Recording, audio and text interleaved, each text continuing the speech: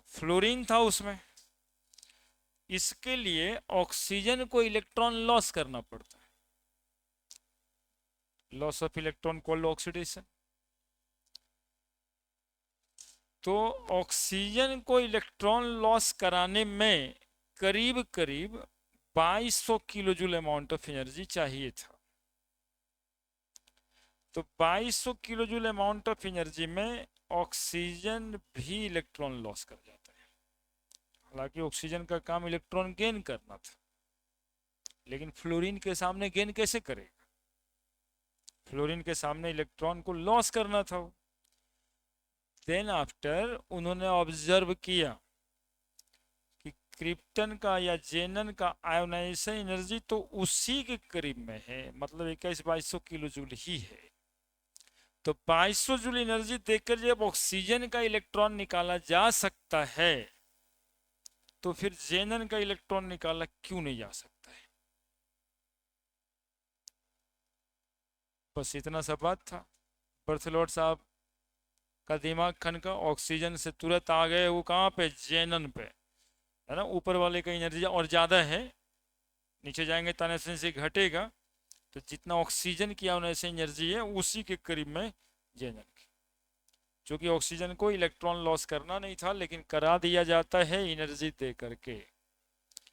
तो उन्होंने ऑब्जर्व किया कि जेनन कैन फॉर्म कंपाउंड। अब जेनन कैन फॉर्म कंपाउंड, तो इनर्ट गैस से बढ़िया नाम इसका रखा गया कि ये शांत है। whenever you give energy they may react, और ये lot of number of जेनन compound बना दिए, XCF2, XCF6, XCO4, XCO2F4, है ना। तो ये काम वही भाई साहब किए, जेनन कैन फॉर्म कंपाउंड। तो जेनन भी बनाता है, क्रिप्टन भी बनाता है कंपाउंड, ठीक है। जेनन और क्रिप्टन, जेनन थोड़ा ज्यादा ही बनाता है चूंकि आयोनाइजेशन एनर्जी इसका क्या हो गया है, बहुत ही ऊपर वाले के कंपेरिजन में कम हो गया है, ठीक है। फिजिकल प्रॉपर्टी में कुछ नहीं रखा, atomic size increases, ionisation energy decreases, boiling point, melting point increases, चूंकि सब तो इनर्ट ही है। क्या सारा इलेक्ट्रॉन भरा हुआ है? तो यदि पूछे ना कि किसमें सबसे कमजोर वैंडरवाल फोर्स ऑफ अट्रैक्शन लग रहा होगा, तो इसी में लग रहा है। अनपेड इलेक्ट्रॉन तो है ही नहीं इसमें, है ना। बाकी सब में तो अनपेड इलेक्ट्रॉन है, मेटालिक बॉन्डिंग वगैरह होता है, इसमें तो कुछ है ही नहीं वैसा। तो सबसे कम बॉइलिंग पॉइंट, मेल्टिंग पॉइंट अपने अपने पीरियड में इसी को होता है, ठीक है। तो अगला कहानी सुन लिए मन से। एगो भाई साहब आए, नहीं जैसे कोई साउथ वाला सिनेमा में रहता है कि एक दिन आएगा, कोई आएगा एक दिन जो इस गांव की किस्मत बदल देगा। अब उधर से एगो शिवा टाइप का आदमी आ जाता है ना। शिवा वही शिव है, पैर उड़ हिलाता है, धूली उली उड़ जाता है, पत्ता उत्ता भी उड़ जाता है।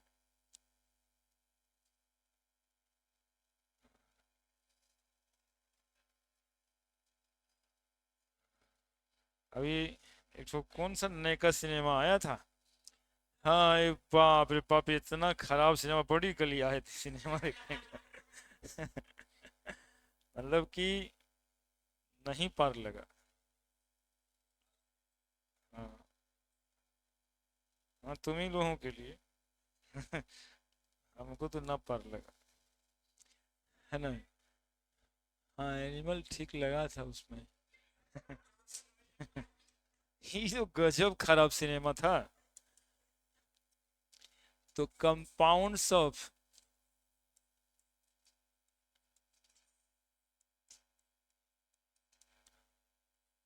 जेनन और फ्लोरीन, है ना, कुछ है ना ज्यादा इसमें। बर्थेलॉट साहब का नाम एक बार ले लीजिएगा, क्या कीजिएगा, 1170-75 किलो जूल, 1170 या 75 किलो जूल एनर्जी, ठीक ना। कंपाउंड खोजने के लिए सबसे पहला कंपाउंड O2PTF6 बनाए थे इन लोग, प्लस माइनस इसी तर्ज पे बन गया है Xc2PTF6 प्लस माइनस। ऑक्सीजन की मॉलिक्यूलर ऑक्सीजन में एनर्जी लगा इलेक्ट्रॉन लॉस कराने का 1170 किलो जूल पर मोल के करीब में। अब ना ऐसे एनर्जी बॉन्ड तोड़ के एनर्जी निकाल ले। जेनन में भी लगा 1175 किलो जूल।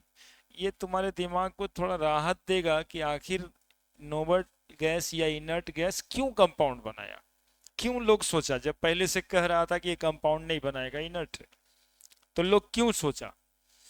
तो ये कंपाउंड बना पिछले क्लास में, प्लेटिनम फ्लोराइड या प्लूटोनियम फ्लोराइड। ऑक्सीडेशन किए तो प्लस चार्ज पड़ा, इस पे ये प्लस चार्ज पड़ा, तो यहाँ भी ऑक्सीजन इलेक्ट्रॉन लॉस किया, यहाँ जेनन लॉस किया। इसमें 1170 तो 11 तो एनर्जी के वजह से नहीं इलेक्ट्रॉन लॉस होता, जेनन का तो कोई रोल है नहीं। वो तो जितना ज्यादा फोर्स ऑफ अट्रैक्शन रहेगा, नहीं जितना ज्यादा फोर्स ऑफ अट्रैक्शन रहेगा एनर्जी देंगे तो टूटेगा फोर्स ऑफ अट्रैक्शन, इलेक्ट्रॉन बाहर निकल सकता है। चलिए लिख दीजिएगा, उधर वाला लिख के खत्म करिए उसको, सब मिटा दे, हटा दे। जेनन ऑक्सीजन का कंपाउंड कुछ नहीं है, XC plus F2, XCF2 675 kelvin के करीब में हीट करते हैं, तो हीट वगैरह याद नहीं रखना रहता है, बस हाई हीट टेम्परेचर लिख देना है। Xc plus 2F2, XCF4, Xc plus 3F2, XCF6,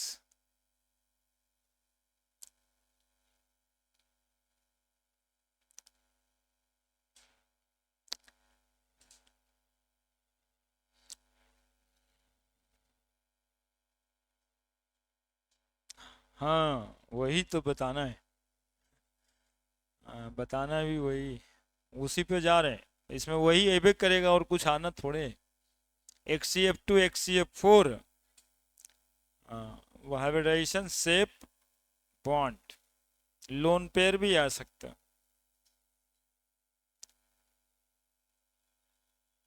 हाँ कहीं नहीं लग ही जाएगा।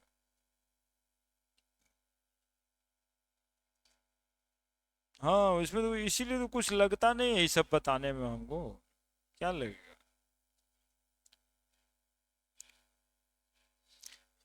XCF4 में O2F2 यदि रिएक्शन करा दें तब भी XCF6 बन जाता है, प्लस O2 निकल जाता है। ये दो मेथड से XCF6 बन सकता है।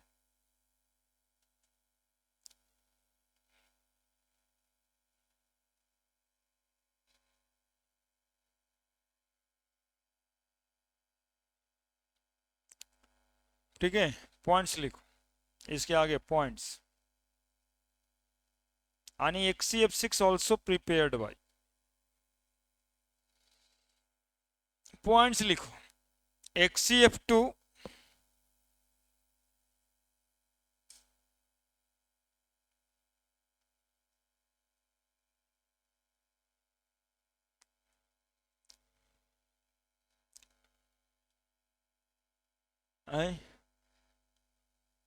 न संभव है। XCF4 समझ आना है, समझ ज्यादा से ज्यादा आ जाए, सब कुछ पूछता भी थोड़े है। And XCF6, XCF2, XCF4, XCF6 are colorless crystalline solid.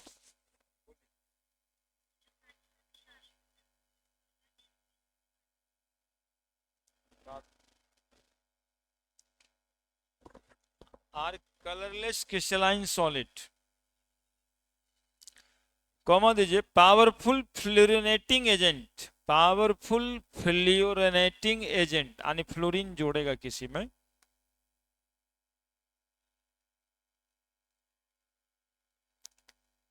And readily hydrolysed, and readily hydrolysed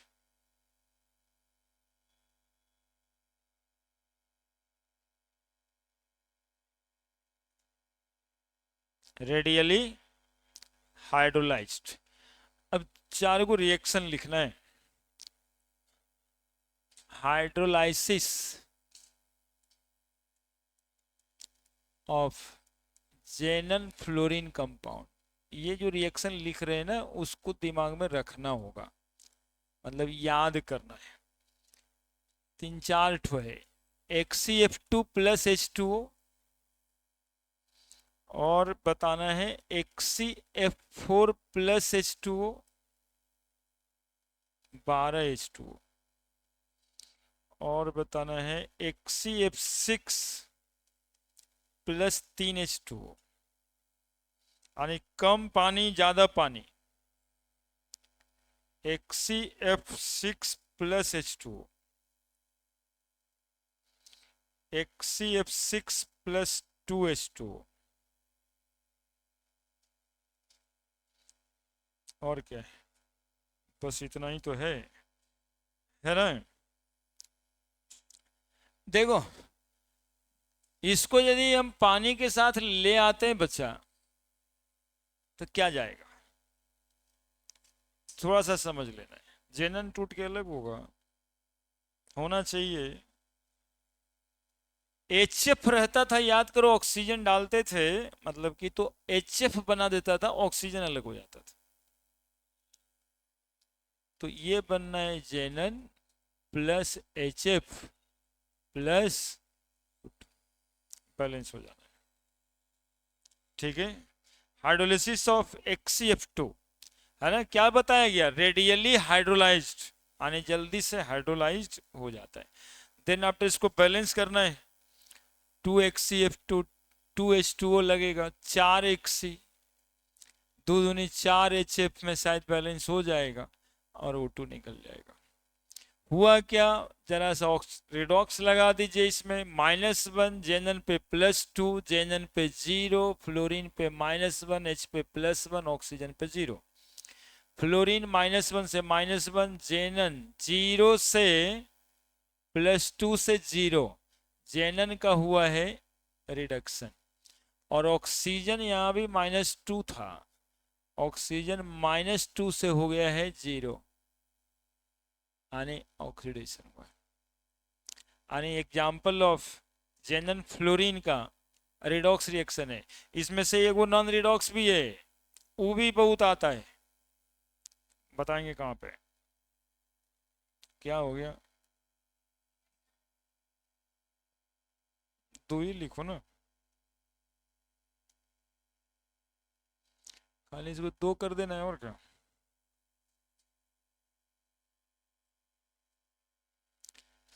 अब XCF4 का 12H2O में हाइड्रोलिसिस करना है। तो XCF4 जरा पिछले ही दिन के हिसाब से देखना, कितना, +4, -1 कितना, +6, -1, जरा देखो। +4 वाले के लिए बताए थे कि जिसका ऑक्सीडेशन नंबर बीच में हो वो डिसप्रोपोर्शनेशन रिएक्शन में चला जाता है ना। जैसे इसमें +4 है तो ये घट भी सकता है और बढ़ भी सकता है ना। तो ये बनाएगा तुमको जेनन भी और XCO3 भी बनाएगा, जेनन ऑक्साइड भी। एक बार में घट गया होगा, एक बार में बढ़ गया होगा। बाकी सब तो वही जो जानते हो, ऊपर वाला HF प्लस O2 बैलेंस कर देंगे। 12H2O वाला बैलेंस करते हैं, 3H2O है इसके बाद, हाँ, XCO3 और HF। अभी एक H2O यानी पार्शियल हाइड्रोलिसिस, XCOF4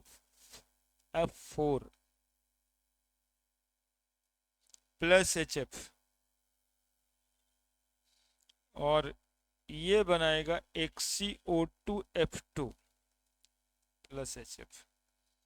ये सब रिएक्शन है, थोड़ा दिमाग में और याद में रखना ही पड़ेगा। ये पार्शियल हाइड्रोलिसिस कहेंगे।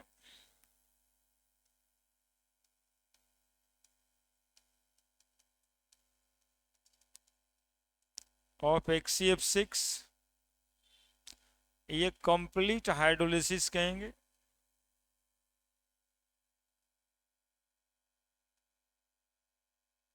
ऑफ HCF6,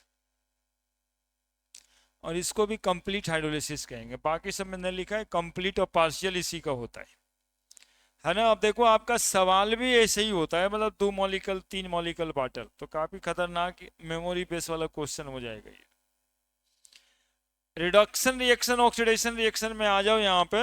तो इस रिएक्शन का अलग ही फ्यूचर है कि ये कैसा रिएक्शन है, कौन सा जेनन का मॉलिक्यूल हाइड्रोलिसिस में डिस्प्रोपोर्शियोनेट हो जाता है। ठीक है, एक को लाइन गड़बड़ ना लिखा हुआ है, जितना लिखे सब आने वाला लाइन है, इसलिए थोड़ा दिमाग से। डिस्प्रोपोर्शियोनेशन रिएक्शन, ठीक है। जेनन का 4 है, जेनन का 0, जेनन का -2 +6, बैलेंस होते रहेगा वो, उसमें कोई दिक्कत नहीं। नंबर इंपॉर्टेंट उधर 12:2। देखो +4 से 0 हुआ है, आप एक बार ऐड कर लेना, आप ऐसे नहीं छोड़ना। 4 से 0 मतलब क्या, रिडक्शन। और फिर 4 से ही 6 हुआ है, हुआ ना डिस्प्रपोर्शन। देखते रहना मेरे साथ, +6 है यहाँ पे, यहाँ -2, और यहाँ भी +6 है या नहीं है बताओ। अब यहाँ +6 है, यहाँ भी +6 है, बताओ कुछ हुआ क्या। तो ये कैसा एग्जाम्पल है, नॉन रेडॉक्स रिएक्शन। देखो कितना कितना कंट्रोवर्सी, इतना ही में कितना क्वेश्चन निकल रहा है, हर साल आता है, हर साल आता है, इसी वजह से आता है। Hydrolysis of xenon difluoride redox reaction, hydrolysis of HCF4 कैसा reaction, disproportionation reaction. Hydrolysis of HCF6 कैसा रिएक्शन। अरे कहता था 3 गो है, याद करो ना, 3 गो है। HCF2 का हाइड्रोलिसिस रेडॉक्स से, HCF4 का डिस्प्रोपोर्शनेशन है, HCF6 नॉन रेडॉक्स। यही समझना है, ये काका बनाता है, ये तो याद करने वाला ही सवाल है, लेकिन ये तो समझने वाला सवाल था ना, ये इस पर जोर देना है।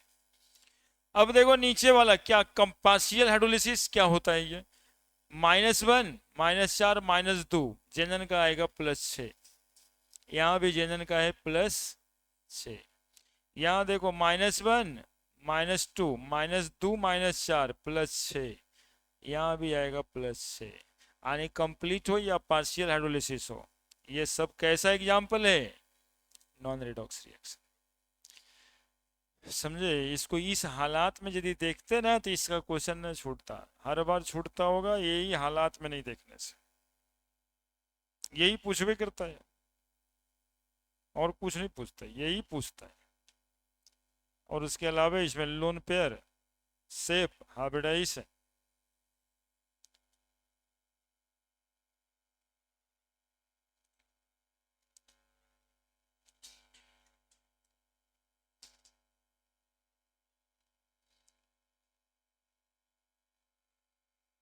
मतलब साइंटिस्ट कितना कम काम किया, 3 गो कामें किया। जेनन को कम फ्लोरीन से रिएक्शन करा के जेनन डाइफ्लोराइड बनाया, ज्यादा रिएक्शन से करा के ज्यादा टेम्परेचर दे करके HCF4 बनाया और HCF6 बनाया। अब दूसरे का बार सब के पानी में डाल दी,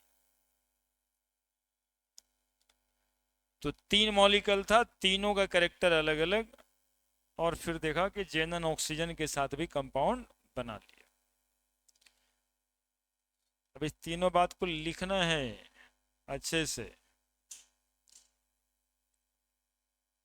पॉइंट्स दे दे करके। ऐसे रिएक्शन लिखा रहेगा तो याद नहीं करोगे तुम लोग, हो जाएगा कि अच्छा वो तो रिएक्शन ही था, लेकिन उस रिएक्शन के पीछे ये रेडॉक्स का कंसेप्ट छिपा हुआ है, वो देखना है ना। तो आगे लिख ही रहे हैं, स्ट्रक्चर बनाना है, लिखो जल्दी से।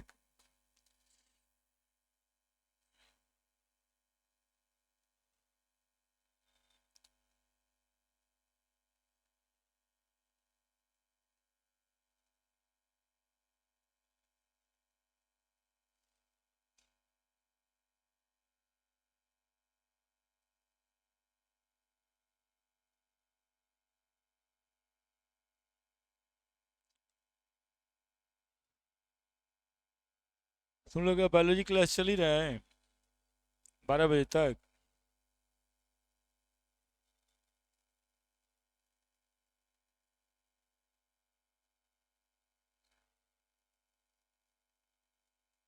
उसे कहते कि बायोलॉजी पढ़ के आता है।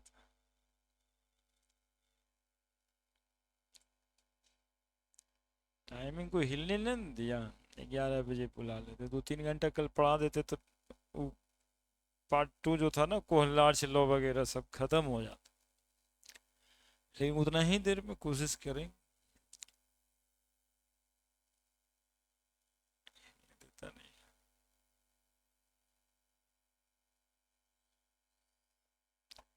इस बार हो सकता है संडे को पढ़ाएंगे यार। ठीक है, संडे को एक तो टाइम दे दीजिएगा।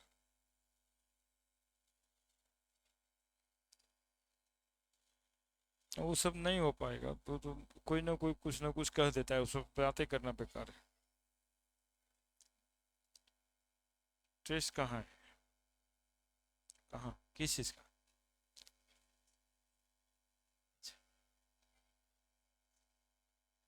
अच्छा, तो वहाँ भी दिखते हैं।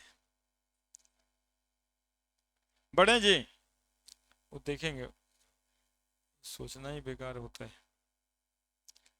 बड़े, क्या क्या लिखना है? 3 लाइन लिखना है। Hydrolysis of HCF2 is example of क्या? Redox reaction. Hydrolysis of HCF4 disproportionation reaction, है ना? और hydrolysis of HCF6 non redox reaction. Hydrolysis of HCF2 अलग से लिख दोगे तो दिमाग पे जोर पड़ेगा। Is the example of redox reaction. Hydrolysis of, और सवाल में आएगा which of the following is disproportionate in water, मतलब यही है। HCF4 is the example of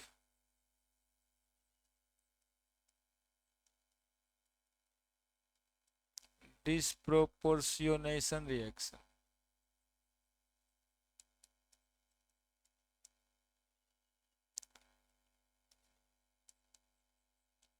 Hydrolysis of HCF6 is the example of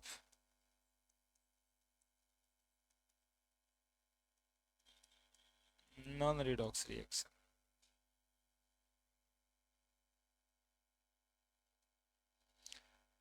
करवा दो, बंद कर दो बाबू, पंखा चल रहा है बेकारी में।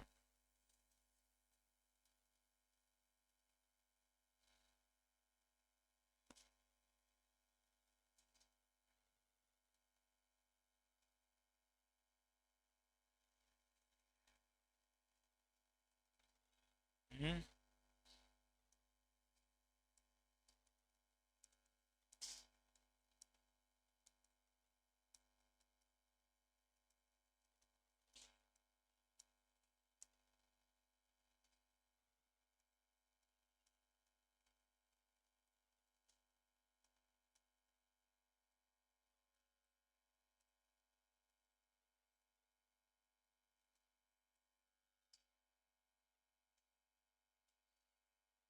दो चार साल में एक आध बार ईपी दिखेगा।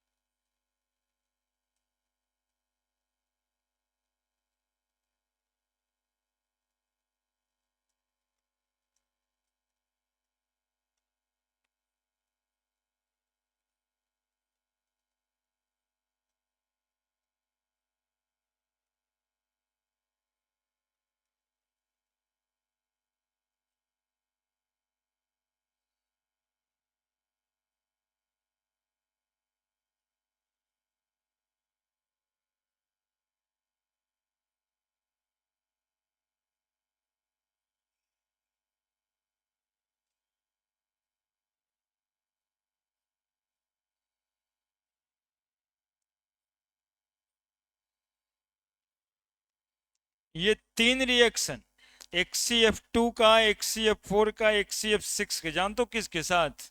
फ्लोराइड बोलते हैं इसको। ये PF5 के साथ में रिएक्ट करके कैटायन और एनायन बनाता है। देखो XCF प्लस PF6 माइनस, क्या हुआ है जरा समझ लो, क्या हुआ है? फ्लोरीन डोनर बना है, this is called fluorinating agent, है ना? क्या लिखा है? तो पहला लाइन लिखा है XCF2 XCF4 XCF6 is the strongest fluorinating agent, तो हमेशा ये देगा फ्लोरीन। तो ये कोई बहुत बड़ा बात नहीं है ऑप्शन देख करके छाटना कि XCF2 PF6 दे रहा है तो इसका फ्लोरीन हम इसको दे देंगे, चाहे ऐसा का कोई भी देगा। ऐसा ना हो कि इसका वाला इसको दे दे। ऑप्शन में अंतर क्या करेगा? प्लस माइनस लिखता है, यहाँ एगो माइनस एगो प्लस, यहाँ एगो F3 यहाँ PF4 माइनस, चार ऑप्शन तो बन गया। लेकिन ये भी आपको याद नहीं रखना है, हम भी नहीं रखे, हम तो देखो देख देख के लिखे, देखिए हमको देगा तो हम टिक कर देंगे। कैसे? क्योंकि हम जानते हैं क्या, FCF2 XCF4 XCF6 is a fluorinating agent, तो फ्लोरीन ये दे देगा। तो फ्लोरीन ये देगा किसी को, तो जहां F जाएगा माइनस वही ना जाएगा, IF जहां से निकलेगा प्लस तो वही जाएगा। ऑप्शन कोई गलती थोड़े लिख के देता है, इसी में वो अगर पीछे करेगा। देखिए SBF5, नाना पापा और सब बीमार ही है तभी 5 है, 5 है। PF5 भी हो सकता था। तो XCF3 plus SBF6 minus, XCF3 चौथा है, एगो फ्लोरीन इसको दे दिया, वही ना हुआ है? दूसरा कुछ हुआ है क्या? हुआ है क्या दूसरा कुछ? तो इसको इसको याद करने वाला नहीं बोलते हैं, ये ऑप्शन देख करके अपने से बात करने वाली बात है। ये ना कि ये कंपाउंड हमको याद है तब हम जाके टिक लगाएं, ऐसी टिक लगा दें। फ्लोरिनेटिंग एजेंट है, फ्लोरीन देगा। यहाँ देखिए XCF6MF, तो बताइए M प्लस XCF7 जाकर के माइनस, ये गड़बड़ हुआ है, ये गड़बड़ हुआ है। तो ये कोऑर्डिनेशन कंपाउंड बन गया ना, है ना? ये कैसा कंपाउंड बना दिया है? ये M प्लस, चूंकि M कौन है तो देखिए अब क्या कीजिएगा, मुश्किल वाला एलिमेंट ही, मोस्ट इलेक्ट्रोपॉजिटिव। बताइए ये रखेगा, ये तो आयनिक बॉन्ड बनाता है, ये तो ऑलरेडी आयोनाइज्ड ही होता है, Na प्लस F माइनस, इसलिए बन गया है XCF7। तो इसका बिहेवियर वो दोनों के बिहेवियर से अलग है ना? यदि वो मेटल फ्लोराइड किस ग्रुप का है? अल्कली मेटल का है। ठीक है, बस यही है, लिख दीजिए। एक्ट एज फ्लोरिनेटिंग एजेंट, ये दोनों दोनों एक्ट एज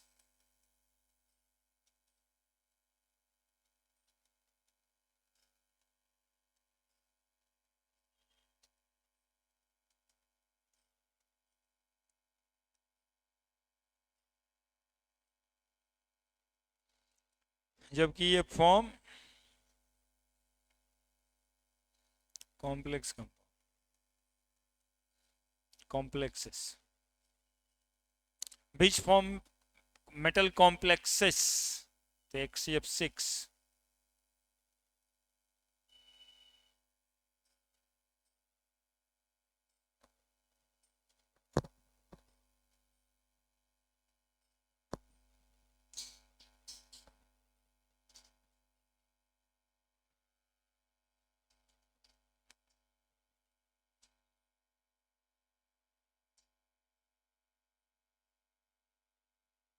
ठीक है, ठीक है, अलग से एक लाइन और लिख देना। एक कंपाउंड XCO3 होता है, जेनन का कंपाउंड है, कलरलेस होता है एंड एक्सप्लोजिव होता है। इसको तुम लोग सोच के भी न सोच सकता है इतना, नहीं लगेगा एक्सप्लोजिव। जेनन का कंपाउंड कौन एक्सप्लोजिव? Inert gas. लेकिन जेनन ऑक्साइड कैसा कंपाउंड होता है? एक्सप्लोजिव होता है, एक्सप्लोड करेगा। कलरलेस भी है, पता भी नहीं चल। हाँ, धुआं का कलर कलरलेस, यदि कार्बन नहीं है, स्मोक कलरलेस।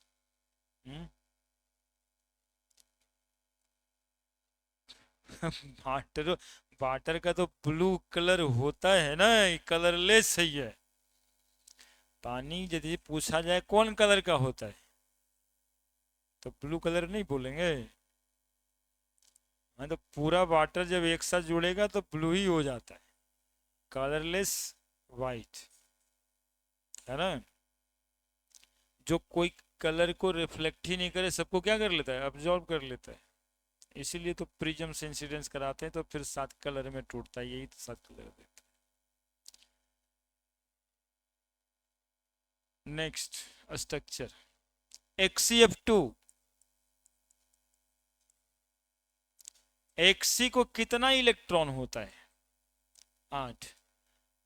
तो ऑक्टेट पूरा करने के लिए तो कुछ बनाइएगा ही नहीं इसमें, ऑक्टेट तो जेनन का ही पूरा था।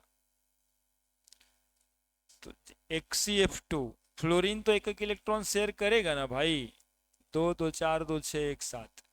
वेस्पर थ्योरी से समझे है ना कि कम से कम 2 को बॉन्ड बनाना रहे, तो इसको फार अपार्ट करते हैं, और केमिकल बॉन्डिंग में ऐसा पढ़े हैं कि लोन पेयर इलेक्ट्रॉन को इक्विटोरियल पोजीशन पे रखते हैं।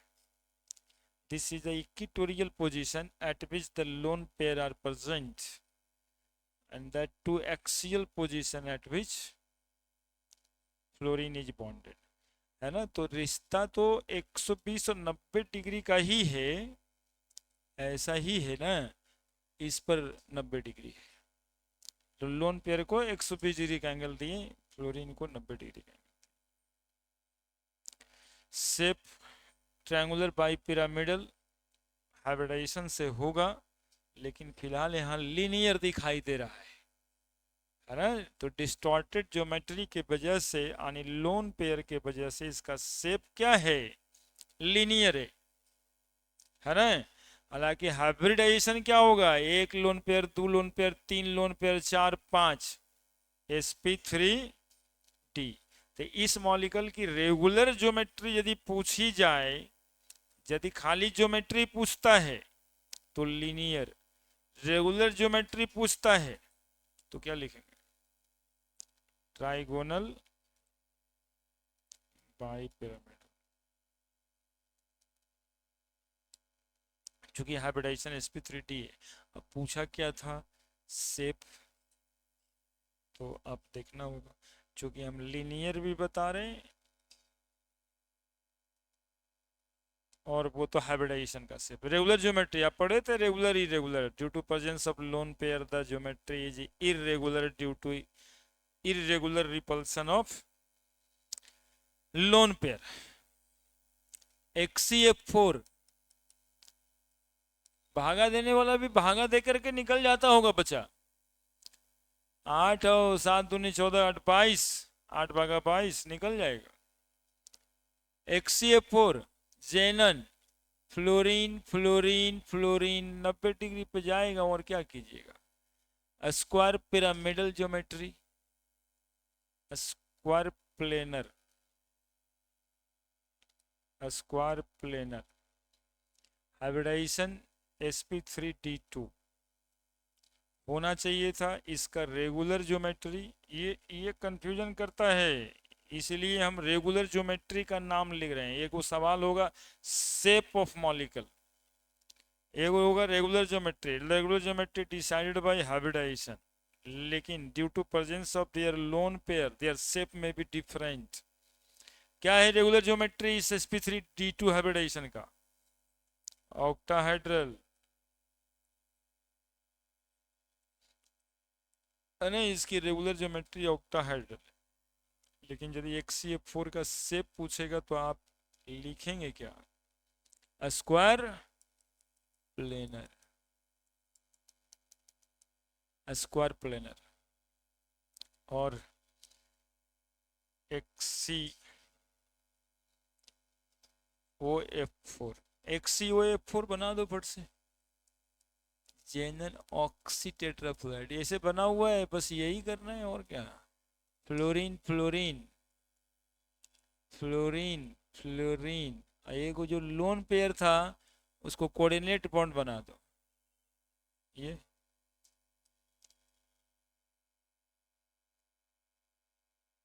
Square pyramidal,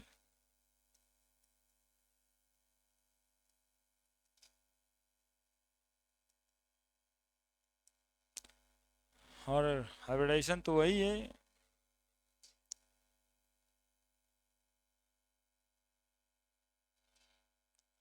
XCO3,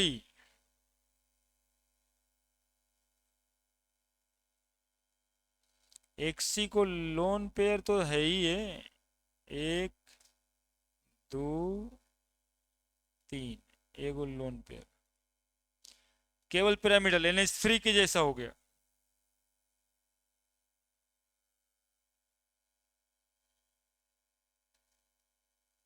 pyramidal hybridisation निकालने के लिए कहता है, याद दिला दे यदि भूल गए हैं तो। 8 अछोतिया 18, 18 8, 8 8 16, 6 बच गया, 1 26, 8 भागा 26, 8 तिया 24,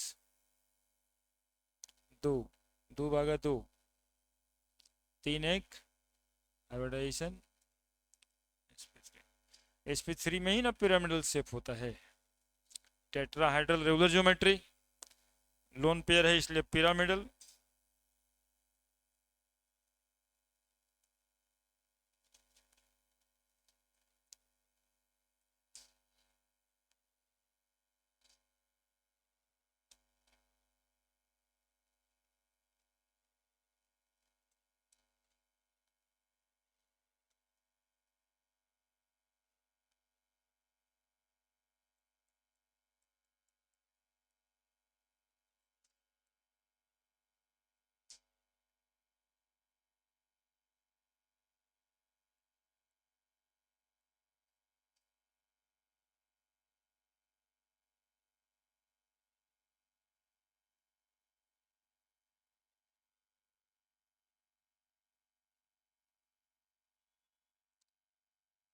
XCF6 डिस्टॉर्टेड ऑक्टाहेड्रल,